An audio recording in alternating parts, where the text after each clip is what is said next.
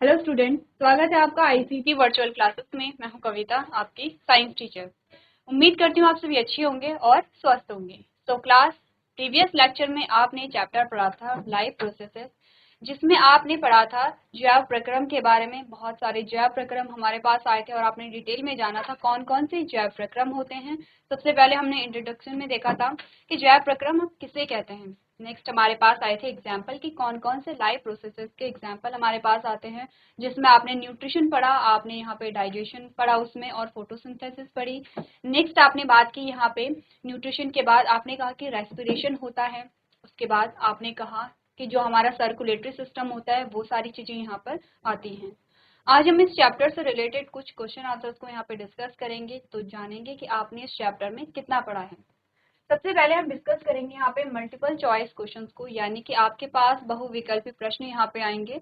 तो स्टार्टिंग से ही आप क्या करेंगे, काउंट करेंगे कितने क्वेश्चन आपने सॉल्व किए हैं, कितने क्वेश्चन आपके सही आए हैं और कितने गलत आए हैं। सबसे पहले जो हमारे पास आता है कथन, उसमें आपसे कहा गया है in amoeba food is digested in the. Amoeba में जो फूड है, जो भोजन है, उसका पाचन कहाँ पे होता है, ये आपको पूछा गया है। तो सबसे पहले आपको ये जानना है ये जो क्वेश्चन है किस पोर्शन से आपके पास आए हैं। न्यूट्रिशन से आया है, हमने पढ़ा था न्यूट्रिशन के बारे में।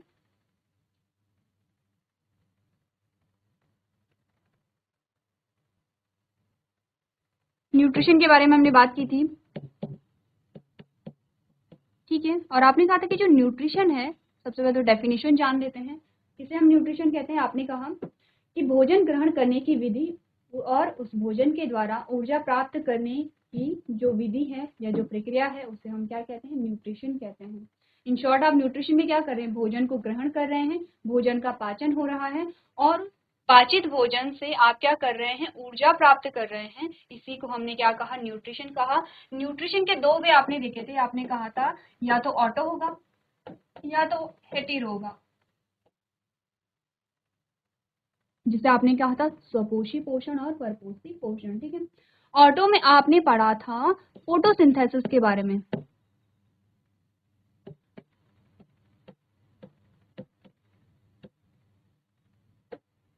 और हेटेरो में आपने पढ़ा था जो ह्यूमन होते हैं उनमें डाइजेशन किस प्रकार से होते हैं, ठीक है। तो आपने पढ़ा था डाइजेशन इन ह्यूमन।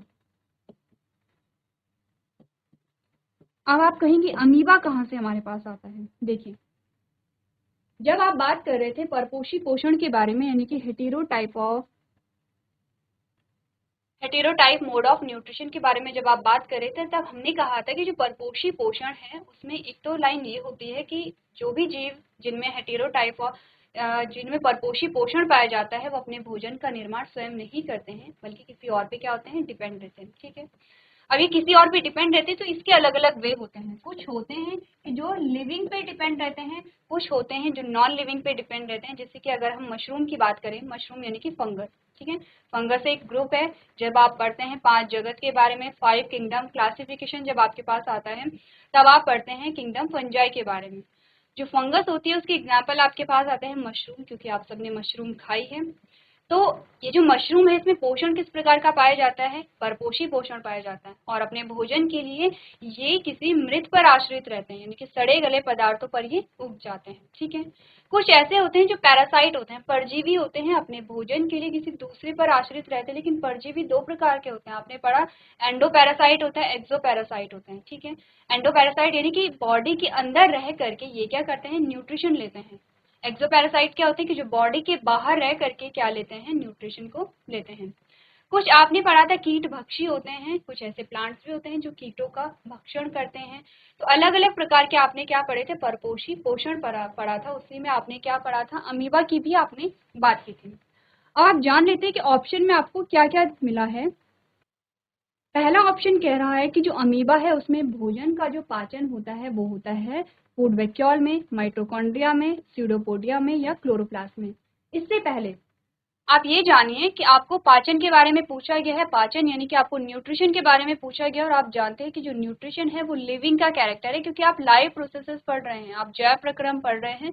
तो जो डाइजेशन है या जो न्यूट्रिशन है वो एक लिविंग का कैरेक्टर है। आपने नहीं सुना होगा कोई नॉन लिविंग है उसमें पोषण की प्रक्रिया चल रही है या उसने खाना खाया है, ठीक है। सबसे पहले तो आपको ये कॉन्सेप्ट क्लियर करना है। अब नेक्स्ट आते हैं यहाँ पे कि देखते हैं कि यहाँ पे आपने किस किस चीज के बारे में पढ़ा। एक तो आपने स्यूडोपोडिया के बारे में पढ़ा था जब आप अमीबा के डायग्राम की बात कर रहे थे। एक आपने फूड वैक्यूल की बात की थी, ठीक है। क्लोरोप्लास्ट की आपने बात नहीं की, क्योंकि अगर क्लोरोप्लास्ट अमीबा में होता तो वो क्या होता, स्वपोषी होता, अपने भोजन का निर्माण स्वयं कर सकता था। स्यूडोपोडिया की बात करें तो क्या होते हैं स्यूडोपोडिया, जब आपने कहा कि भोजन ग्रहण करने की विधि आपने पढ़ी थी, आपने कहा था ये अमीबा है, ठीक है। कोई फिक्स शेप नहीं होता है अमीबा का, ये अमीबा है। अब यहाँ पे क्या है, फूड मटेरियल है, फूड मटेरियल है, तो अमीबा को क्या करना है, इस फूड के पास जाना है, इस भोजन के पास जाना है, तो क्या करेगा, अमीबा में कुछ ऐसे स्ट्रक्चर बन जाते हैं, ठीक है। और ये भोजन यहाँ पे आ गया। हुआ क्या, ये अमीबा ने मूव किया अपने शेप में, इसने चेंजेस लाए और कुछ इस प्रकार का इसने क्या किया, यहाँ पे शेप बना दिया, जैसे कि आपको यहाँ पर दिख रहा है, ठीक है। एट लास्ट होता क्या है, ये अमीबा आपके पास है, ये अमीबा है और ये भोजन अंदर आ गया है, ठीक है।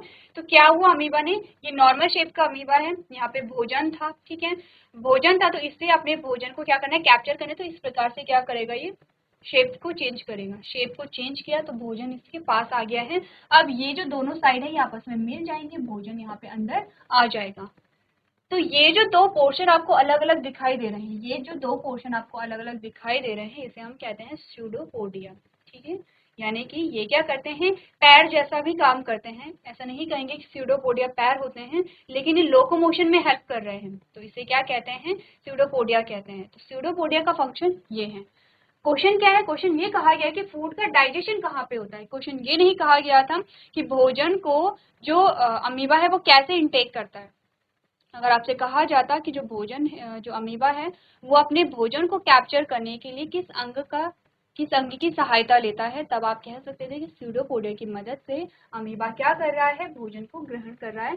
कहा गया था कि भोजन का डाइजेशन कहाँ पे होता है, तो आपने क्या देखा था, अमीबा के बॉडी के अंदर क्या होते हैं, वैक्यूल होते हैं, छोटे छोटे वैक्यूल, और इन्हीं वैक्यूल में क्या होता है, अमीबा अपने भोजन का पाचन यहाँ पे करता है। तो यानी आपका जो सही आंसर आएगा वो क्या है,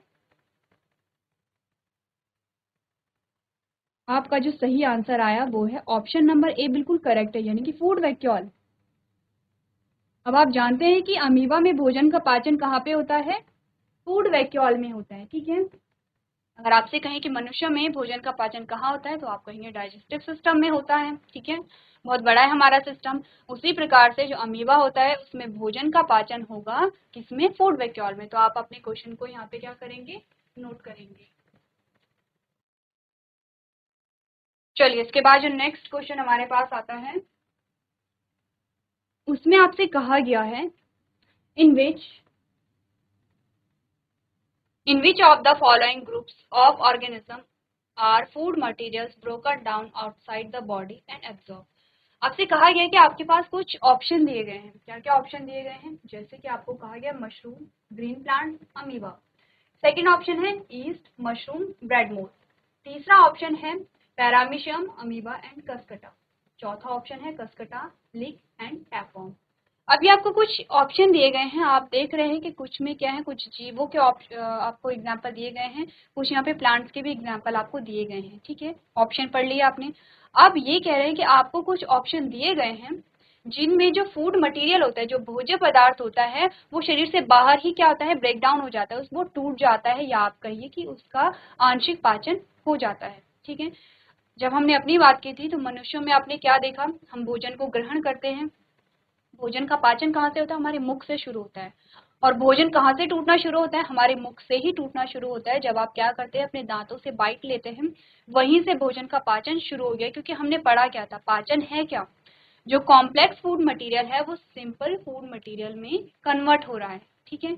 तो कैसे कन्वर्ट होगा, आप देखेंगे कि जो भोज्य पदार्थ है वो छोटे छोटे छोटे टुकड़ों में टूटेगा और एट लास्ट वो ऐसी फॉर्म में आ जाएगा कि हमारी बॉडी इजीली उस भोज्य पदार्थ को क्या करेगी, एब्जॉर्ब कर देगी, अवशोषित कर लेगी, ठीक है।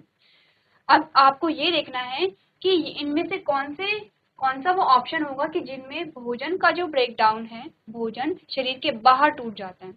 क्योंकि अभी कुछ देर पहले हमने सेम जो बात थी वो रिपीट की थी। हमने कहा था कुछ ऐसे ऑर्गेनिज्म होते हैं जो अपने भोजन के लिए किसी सड़े गले पदार्थ पर क्या होते हैं, निर्भर रहते हैं। अब सड़े गले पदार्थ पर निर्भर रहते तो क्या होता है, वो जो भोजन है, भोजन का ब्रेकडाउन शरीर के बाहर हो जाता है, और शरीर के बाहर जब हो जाता है तो तब वो क्या करते हैं, उस भोजन को अवशोषित करते हैं या फिर अब्जॉर्ब करते हैं। आपके पास ऑप्शन नंबर जो बी है उसे आप देखिए, उसमें क्या है, ईस्ट है, उसमें है मशरूम और उसमें है ब्रेड मोल्ड। तीनों ही बिलोंग करते हैं किससे, किंगडम फंजाई से।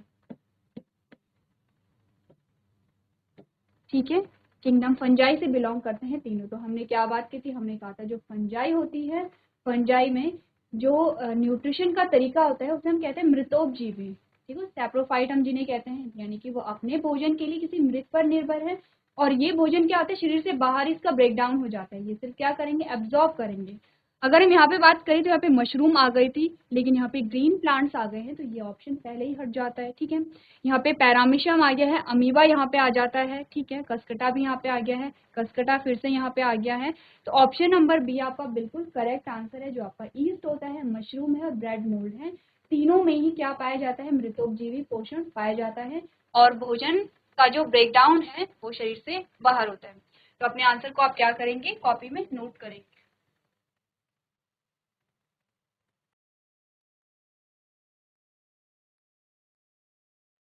चलिए नेक्स्ट जो आपके पास क्वेश्चन आता है, आप स्टेटमेंट पढ़िए जिसमें आपसे कहा गया है the contraction and expansion movement of the wall of food pipe is called.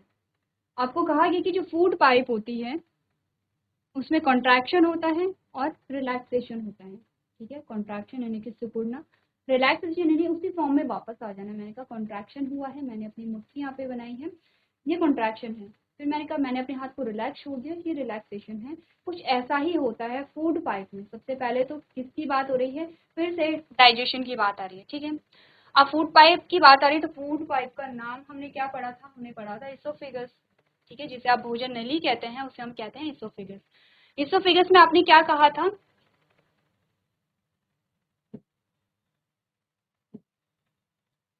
ये आपकी क्या है, भोजन नली है। ठीक है,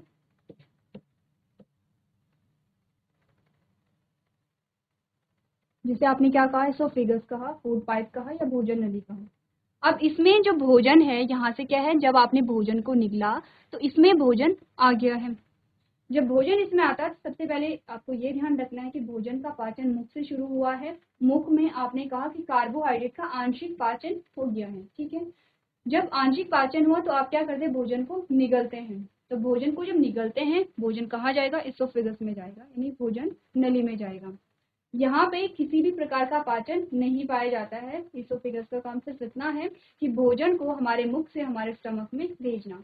अब ये भोजन नीचे की ओर जाएगा, उसके लिए यहाँ पे एक मूवमेंट पाया जाता है, जिसे आपने क्या कहा, कॉन्ट्रैक्शन और रिलैक्सेशन कहा। कुछ इस प्रकार की मूवमेंट आपको देखने को मिलती है। यहाँ पे क्या हुआ, कॉन्ट्रैक्शन हुआ, यहाँ पे क्या हुआ, रिलैक्सेशन हुआ, फिर से यहाँ पे कॉन्ट्रैक्शन हुआ और फिर से यहाँ पे रिलैक्सेशन हुआ।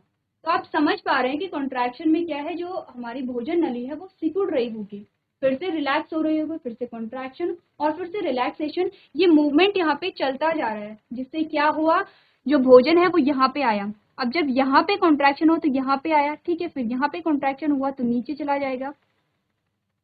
तो इस प्रकार के कॉन्ट्रैक्शन को क्या कहते हैं, ये आपको पूछा गया है। ठीक है, आपको कहा गया है क्या इसे हम ट्रांसलोकेशन कहते हैं, क्या इसे ट्रांसपिरेशन कहते हैं, क्या इसे पेरिस्टाल्टिक मूवमेंट कहते हैं, या इसे डाइजेशन कहते हैं। ठीक है, अब सबसे पहले बात करें अगर लास्ट वाले ऑप्शन की डाइजेशन, तो देखिए ये डाइजेशन नहीं है, ये डाइजेशन का एक पार्ट है।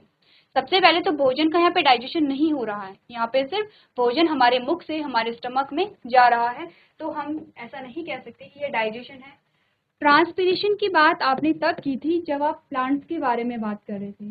आपने जब बात की ट्रांसपीरेशन की, आप प्लांट्स के बारे में बात करेंगे, यानी कि आपके पास जो ऑप्शन बचता है वो है ऑप्शन नंबर सी, जो कि आपका क्या है, बिल्कुल करेक्ट आंसर है।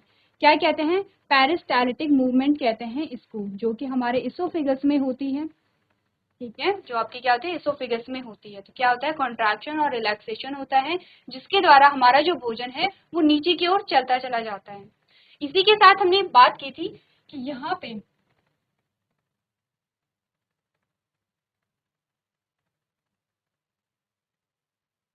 हमने कहा था ये आपकी इसोफिगस है, यहाँ पे कंट्रैक्शन और रिलैक्सेशन हो रहा है इस प्रकार से, ठीक है। और ये हमारा क्या आ जाता है, स्टमक आ जाता है इस प्रकार से। यहाँ पे जहाँ से हमारी इसोफेगस हमारे स्टमक से जुड़ती है वहाँ पे क्या होते हैं, कुछ गेट जैसे स्ट्रक्चर होते हैं जिसे आप स्फिंक्टर कहते हैं। जब हमने डाइजेशन पढ़ा था हमने इन स्फिंक्टर के बारे में डिटेल में बात की थी। ये स्फिंक्टर जो होते हैं यहाँ से भोजन क्या चला जाता है, नीचे चला जाता है, तो ये खाना ऊपर ना जाए फिर से, इसके लिए यहाँ पे स्फिंक्टर पाए जाते हैं। कुछ ऐसे ही स्फिंक्टर तब पाए जाएंगे जब आप देखेंगे कि जो स्टमक है, स्टमक से जब स्मॉल इंटेस्टाइन स्टार्ट होते हैं तो वहाँ पे भी क्या होंगे, स्फिंक्टर पाए जाते हैं, ठीक है। ये आप ध्यान रखिए, ये आपका जीके का क्वेश्चन हो सकता है। चलिए तो आप अपने क्वेश्चन को अपनी कॉपी में नोट करेंगे।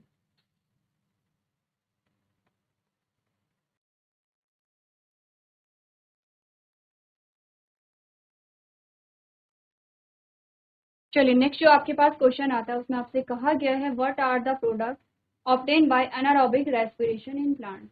आपको रेस्पिरेशन के बारे में पूछा गया है, श्वसन के बारे में पूछा गया। आप जानते हैं कि श्वसन क्या होता है और श्वसन क्यों हो रहा है, ठीक है। प्लांट्स में आपसे पूछा गया है कि एनारोबिक रेस्पिरेशन का क्या यहाँ पे प्रोडक्ट बनेगा। सबसे पहले आपको ये पता होना चाहिए कि दो प्रकार के रेस्पिरेशन हमारे पास आते हैं, एरोबिक और एनारोबिक, ठीक है, जिसे आप वायवीय और अवायवीय कहते हैं। एरोबिक यानी कि वायवीय में हम क्या कहते हैं कि वहाँ पे ऑक्सीजन की जो प्रेजेंस है वो इम्पॉर्टेंट होती है। ऑक्सीजन की प्रेजेंस में होने वाला जो रेस्पिरेशन है उसे हम कहते हैं एरोबिक रेस्पिरेशन।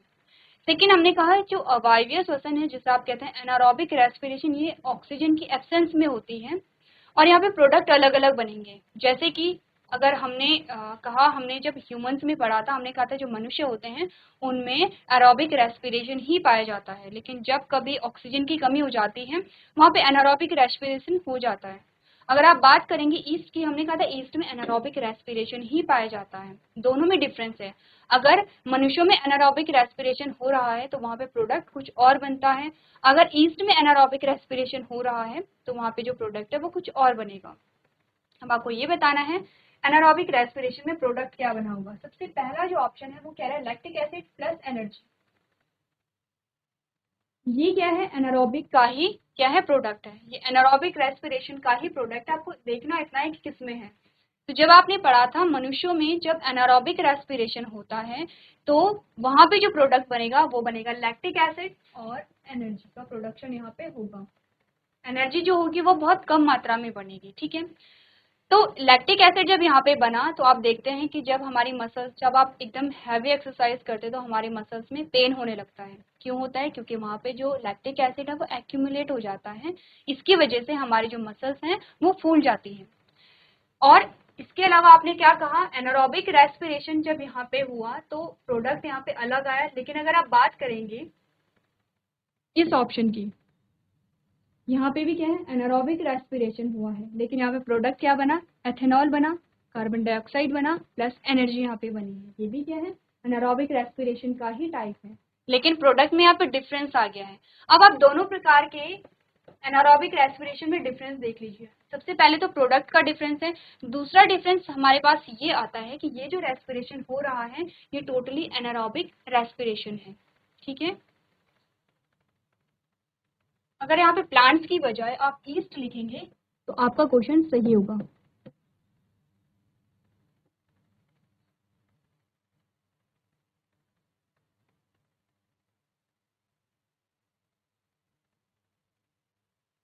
अब देखिए ये जो रेस्पिरेशन हुआ है ये हुआ है ईस्ट में, ये जो रेस्पिरेशन हुआ है ये हुआ है मनुष्य में। अब आपसे क्वेश्चन ये पूछा जाता है कि जब मनुष्य में एनारोबिक रेस्पिरेशन हो रहा है तो क्या ऑक्सीजन प्रेजेंट थी या नहीं थी।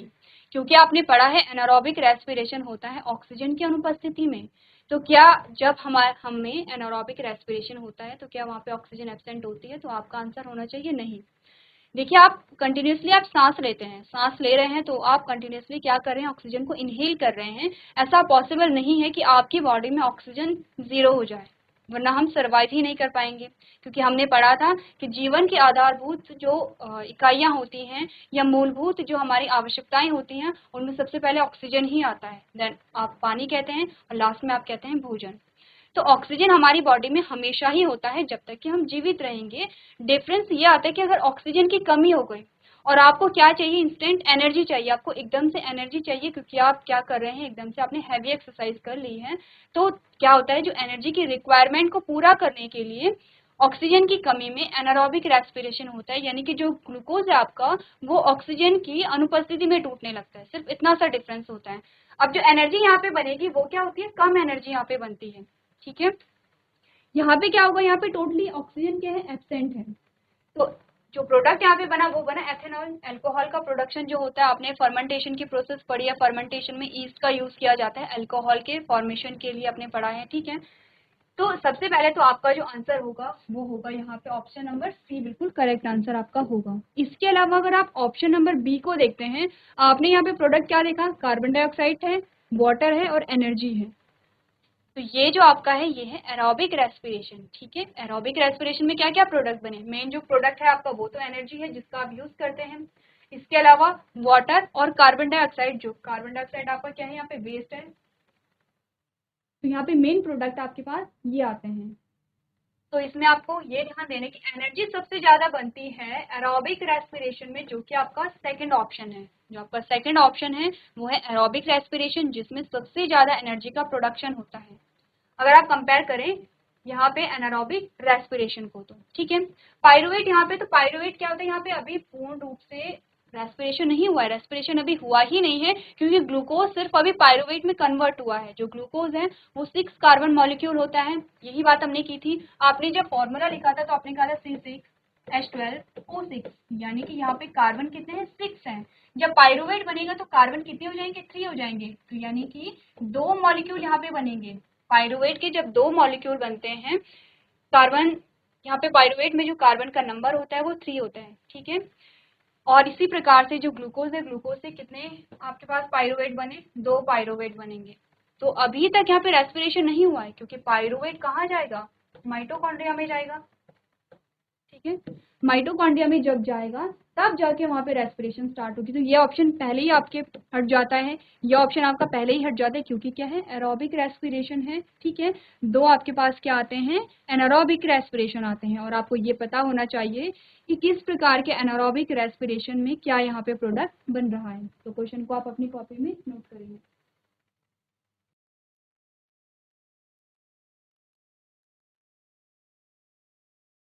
चलिए नेक्स्ट जो क्वेश्चन आपके पास आया है उसमें आपसे कहा गया है, when a drop of iodine solution are added to rice water, जब आपने आयोडीन की कुछ बूंदों को, जो राइस है, राइस की यानी कि जो चावल है, चावल को जब आप भिगोते हैं तब आपके पास क्या आता है, चावल का भिगोया हुआ पानी आ गया। उस पानी में आपने क्या किया, आयोडीन की कुछ बूंदे मिक्स कर दी हैं, ऐड कर दी हैं।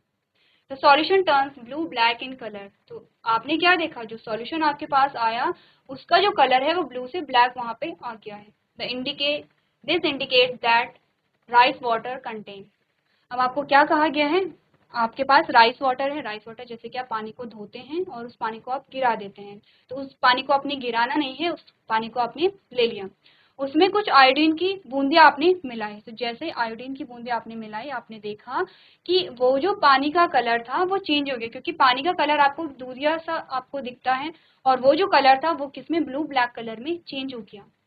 तो आपको पूछा गया है कि ये जो कलर चेंज हुआ है ये क्या इंडिकेट करता है, कि जो राइस था, जो वहाँ पे चावल का पानी था, उसमें क्या प्रेजेंट था, क्या उसमें फैट प्रेजेंट है, या उसमें कॉम्प्लेक्स प्रोटीन प्रेजेंट है, या उसमें स्टार्च प्रेजेंट है, या लास्ट उसमें सिंपल प्रोटीन प्रेजेंट है। यानी कि आपको टेस्ट के बारे में पूछा गया है। जब आप क्लास 6 और 7th में थे तब आपने पढ़ा था वहाँ पे कि प्रोटीन का टेस्ट किस प्रकार से किया जाता है, कार्बोहाइड्रेट का टेस्ट किस प्रकार से किया जाता है, प्रोटीन का टेस्ट किस प्रकार से किया जाता है। तो आयोडीन सॉल्यूशन का यूज जब भी आप करेंगे, आप कार्बोहाइड्रेट का टेस्ट वहाँ पे करते हैं, कार्बोहाइड्रेट में आप स्टार्च का वहाँ पे क्या करते हैं, टेस्ट करते हैं। और आपने क्या कहा कि जब भी यहाँ पे आपने आयोडीन की बूंदे किसी भी भोज्य पदार्थ में मिलाई और अगर वहाँ पे ब्लू ब्लैक कलर आपको मिला, इसका मतलब यहाँ पे क्या है, उस भोज्य पदार्थ में कार्बोहाइड्रेट प्रेजेंट है। तो अब आप हायर क्लासेस में आ गए हैं, आप जानते हैं कार्बोहाइड्रेट अलग अलग प्रकार के होते हैं, ठीक है। सिंपल कार्बोहाइड्रेट आपने कहा, कॉम्प्लेक्स कार्बोहाइड्रेट आपने कहा, सिंपल के भी अलग अलग पार्ट्स आपने पढ़े हैं, कॉम्प्लेक्स के भी आपने अलग अलग पार्ट्स पढ़े हैं। तो आपने क्या जाना कि सबसे जटिल जो कार्बोहाइड्रेट होते हैं उनमें से आता है स्टार्च, ठीक है। स्टार्च का जब आप टेस्ट करते हैं तो आप करते हैं वहाँ पे आयोडीन सॉल्यूशन को यूज। आपके पास रिजल्ट आता है ब्लू ब्लैक कलर। तो इसी प्रकार से आप क्या करेंगे, जब भी आप टेस्ट कर रहे होंगे तो आप एनालाइज करेंगे किस भोज्य पदार्थ में कार्बोहाइड्रेट प्रेजेंट है और किस में नहीं है। तो क्लास कुछ क्वेश्चंस को हमने यहाँ पे डिस्कस किया है, कुछ और क्वेश्चंस को हम यहाँ पे डिस्कस करेंगे लेकिन अपने नेक्स्ट लेक्चर में।